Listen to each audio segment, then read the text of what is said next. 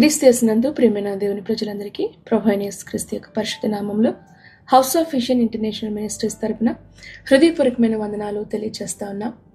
June మాసం 29వ తారీఖు 2026 సంవత్సరం. ఈనాటి వాక్య ధ్యానం యెషయా గ్రంథం 62వ అధ్యాయం 3వ వచనం. నీవు యెహోవా చేతిలో భూషణ కిరీటముగాను నీ దేవుని చేతిలో రాజకీయ మకుటముగాను ఉందువు. నేటి వాగ్దానం దేవుని పిల్లల యొక్క విలువను, వారి కలిగి ఉన్న ఘనతను అద్భుతంగా తెలియచేస్తా ఉంది. చాలాసార్లు మనుషులు తక్కువగా చూస్తారు, చులకనగా చూస్తారు లోకుగా. కానీ దేవుడు మాత్రము చెప్తున్నారు, నిన్ను తన చేతిలో ఉన్న ఒక భూషణ కిరీటంగా దేవుడు నిన్ను చూస్తా ఉన్నాడు. భూషణ కిరీటం. కిరీటాలు ఎక్కడ పడితే అక్కడ పెట్టరు, ఎలా పడితే అలా పారేయరు. కిరీటము ఒక ఉన్నత దశకు చెందిన రాజుకి గౌరవ సూచకంగా ఉంది కనుక దానిని అత్యంత జాగ్రత్తగా కాపాడతారు. అలాగే దేవుడు కూడా నిన్ను తన చేతిలో ఉంచుకుని ఆయన కాపాడుతున్నారు అంటున్నాడు తన పిల్లల్ని. కనుక దేవునికి మీరు సాధారణమైన వ్యక్తులు కాదు. దేవుని యొక్క మహిమ నీ ద్వారా తెలియచేసే విలువైన ఆస్తివి అని మర్చిపోవద్దు. నీవు దేవునికి సంబంధించిన విలువైన ఆస్తివి గనుకనే దేవుడు ప్రత్యేకంగా ఎంచుకున్నారు. 1 పేతురు పత్రిక 2వ అధ్యాయం 9వ వచనం. మీరు ఏర్పరచబడిన వంశమును, రాజులైన యాజక సమూహము అంటున్నాడు ఆయన. ఎందుకనంటే చీకట్లోనున్న నీవు వెలుగులోనికి పిలువబడ్డా, నీవు దేవుని యొక్క రాజ్యానికి చెందిన వానివి. దేవుని యొక్క రాజ్యపు లక్షణాలను తెలియచేసే బాధ్యత నీ మీద ఉంది. వెలుగు సంబంధంగా జీవించవలసిన బాధ్యత నీ మీద ఉంది. దేవుని దృష్టిలో చాలా అమూల్యమైన వారు. లోకం చాలాసార్లు మీ యొక్క విలువను గుర్తించుకోవచ్చు, కానీ దేవుడి నిన్ను ఘనునిగా చూస్తా ఉన్నాడు ఆయన. యెషయా గ్రంథం 43వ అధ్యాయం 4వ వచనంలో, నా దృష్టికి నువ్వు ప్రియుడు గనుక నువ్వు ఘనుడవైతివి అంటాడు ప్రభు కదా.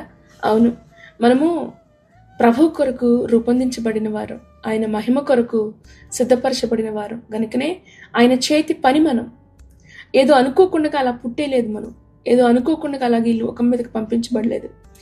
దేవుని యొక్క సంకల్పం, చిత్తాన్ని నెరవేర్చడానికి ఈ లోకానికి మనం పంపించబడ్డాం. గనుకనే ప్రభువు చివరి వరకు కూడా కాపాడతాడు. ఆయన ఎక్కడ వదిలిపెట్టాడు. డౌట్ పడకండి, ఎక్కడ డౌట్ రానివ్వద్దు.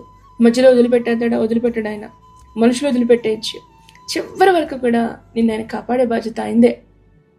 దేవుని చేతిలో ఉన్న వేటిని ఎవరు అపహరించలేరు, గుర్తుపెట్టుకోండి. ఆయన యొక్క నీ చుట్టూ కూడా ఆయన తన యొక్క రక్షణ కవచాన్ని ఉంచాడు. అందుకే మనము దేవుని చేతిలో దిగిపోగలగాలి. ఆ రక్షణ, ఆ కాపుదల మనకి కావాలి అంటే మనం దేవుని చేతిలో ఉండాలి. దేవుని చేతిలో ఉన్న కిరీటాలోని ఎవ్వరు కూడా అపహరించలేరు. ప్రభు మనల్ని తన యొక్క నిత్య మహిమ కొరకు మనం సిద్ధపరుస్తూ ఉన్నాడు. 1 పేతురు పత్రిక 5వ అధ్యాయం 4వ వచనంలో అపోస్తలుడైన పేతురు గారు మనకి జ్ఞాపకం చేస్తారు, వాడబారని మహిమ కిరీటాన్ని మీరు పొందుతారనేసి కదా. ఈ లోకంలో ఎదురయ్యే సమస్యలు, కష్టాలు తాత్కాలికమైనవే. దేవుడు మనల్ని ఆయన యొక్క నిత్య మహిమకు ప్రభు సిద్ధపరుస్తున్నాడన్న విషయాన్ని మర్చిపోకండి. మీరు ప్రభు యొక్క దృష్టిలో చాలా ఉన్నతమైన వారు. తన మహిమను ఈ లోకంలో చూపించవలసిన బాధ్యత మీది. కనుక మిమ్మల్ని మీరు తక్కువగా అంచనా వేసుకోవద్దు, తక్కువగా చూడొద్దు. కొంతమంది తమకు తాము తిట్టుకునే అలవాటు ఉంటుంది చాలా మందికి. ఎందుకులే ఈ బతుకు అన్నట్లుగా. ఇర్మియా అలాగే అన్నాడు, యోబు గారు కూడా అలాగే అన్నారు. కానీ మీరు అలా అనొద్దు. ఎందుకనంటే ప్రభుకి మనం చాలా విలువైన వాళ్ళం. ధైర్యం తెచ్చుకుందాం, నిరుత్సాహపడకుండా దేవుని చేతిలో మనం ఉన్నాం, దేవుని చేతిలో మనం భద్రపరచబడ్డామని నమ్మి విశ్వసిద్దాం. ప్రభు నామాన్ని మహింపరుద్దాం. పనికిరాని వారంటూ ఎవరుండరు. మీరు అలా అనుకోవద్దు. ఎవరు పనికిరాని వారుండరు. ప్రతి ఒక్కరిలో కూడా దేవుడు ఒక అద్భుతమైన పని కొరకు ప్రభు సిద్ధపరిచి పంపించిన వారే. మీ జీవితం ఎప్పుడు కూడా ఓటమి అని అనుకోవద్దు. ఈరోజు మీ పరిస్థితి బాగలేదా, కొంచెం ఇబ్బందిగా ఉందా, కొంచెం ఎక్కడికి వెళ్ళినా కానీ పరిస్థితులు అనుకూలంగా ఉన్నాయా, ఏం పర్లేదు. చెప్పండి, నేను నా దేవుని యొక్క చేతిలో నేను చెక్కబడ్డానని చెప్పండి. నా దేవుని చేతిలో నేను భూషణ కిరీటం అని చెప్పండి. ఈ వాక్యం వింటున్న మీలో చాలా మంది ఒకవేళ ఈ రోజున మీ యొక్క విలువను కోల్పోయి ఉండొచ్చు. తొందరపాటు నిర్ణయాలను బట్టి, అవివేకపు కార్యాలను బట్టి, అజ్ఞానపు అడుగులు నిర్ణయాలు మీరు తీసుకోవటం వలన ఒకవేళ మీ విలువను కోల్పోయారేమో. మనుషుల్లో మీరు అవమానించబడతా ఉన్నారేమో, తక్కువ వారిగా చూడబడతా ఉన్నారేమో. అయితే ఈ రోజున ప్రభు మీతో మాట్లాడుతూ ఉన్నారు, నీవు నా చేతిలో కిరీటం అని ప్రభు చెప్తా ఉన్నాడు. లోకం నిన్ను ఎందుకు పనికిరాని వానిగా లెక్కేసినా భయపడద్దు. యాక్చువల్గా ఈ వాక్యం ఇజ్రాయేల్ ప్రజలు చెరలో ఉన్న సమయంలో ఇవ్వబడింది. వారు అవమానంతో ఉన్నారు. అయితే ప్రభువు వారితో మాట్లాడుతున్నది ఏంటంటే, వారి యొక్క మహిమను గురించి ప్రభు మాట్లాడుతున్నాడు, వారి యొక్క ప్రస్తుతపు పరిస్థితిని గురించి కాదు. ఈ రోజున మీరు ఈ వాక్యం వింటున్న మీరు ఒకవేళ ఇదే స్థితిలో ఉంటే ప్రభు దగ్గరికి రండి, ఆయన చేతుల్లో ఇమిడిపోండి. నీ విలువ ఆయన మార్చేసే దేవుడు ఆయన. నీ గతం చాలా భయంకరంగా ఉండొచ్చు, విలువలేనిదిగా ఉండొచ్చు, కానీ క్రీస్తు ప్రభు యొక్క సిలువ నీకు విలువను తీసుకొచ్చింది. నీ విలువను నిర్ణయించింది పరిశుద్ధమైన దేవుని యొక్క రక్తం. గనుక లోకం చూపించే విలువ బట్టి మీరు నిరాశ చెందొద్దు. నీవు దేవుని చేతిలో ఉన్నావు. పరిస్థితుల యొక్క చేతుల్లో లేవు, మనుషుల చేతుల్లో లేరు, అపవాది చేతుల్లో లేరు. గుర్తుపెట్టుకోండి, నీవు దేవుని చేతిలో భూషణ కిరీటం. ఈ వాక్యం మీలో చాలా మందికి అర్థమవుతుందని నమ్ముతున్నాను నేను. మీరు చాలా మంది మనుషుల చేతుల్లో ఉన్నారనుకుంటున్నారా? సమస్యలనే వలయంలో ఉన్నారనుకుంటున్నారా? కాదు, మీరు ప్రభు చేతుల్లో ఉన్నారు. ఫరో అనుకున్నాడు, ఇజ్రాయేల్ నా చేతిలో ఉన్నారు, నేను ఏమైనా చేయగలను అనుకున్నాడు. కానీ ఇజ్రాయేలీలు ఫరో చేతుల్లో లేరు, దేవుని చేతిలో ఉన్నారు. మొదటి సూచక క్రియ జరగగానే దేవుడు ఇజ్రాయేల్ని విడిపించవచ్చు. ఎందుకు 10 సూచక క్రియలు, అద్భుతాలు ఐగుప్తులు జరిగేంత వరకు దేవుడు ఇజ్రాయేల్ని బయటకు తీసుకురాలేదంటే, ఐగుప్తుకి తీర్పు విధించబడతా ఉంది. ఈరోజు మీరు కూడా అంతే. ఇంకా మీరు శ్రమించబడతా ఉన్నారా? భయపడద్దు. దేవుడు నీకు విడుదల ఇవ్వడానికి ముందే నీ శత్రువుకి తీర్పు తీరుస్తున్నాడు అన్న విషయాన్ని మర్చిపోకండి. సౌలు అనుకున్నాడు, దావీదు నా చేతిలో ఉన్నాడు, ఏమైనా చేయగలను అనుకున్నాడు. కానీ సౌలుకి అర్థం కాలేదు, దావీదుని కాపాడుతున్న అదృశ్య హస్తం సౌలు చూడలేకపోయాడు.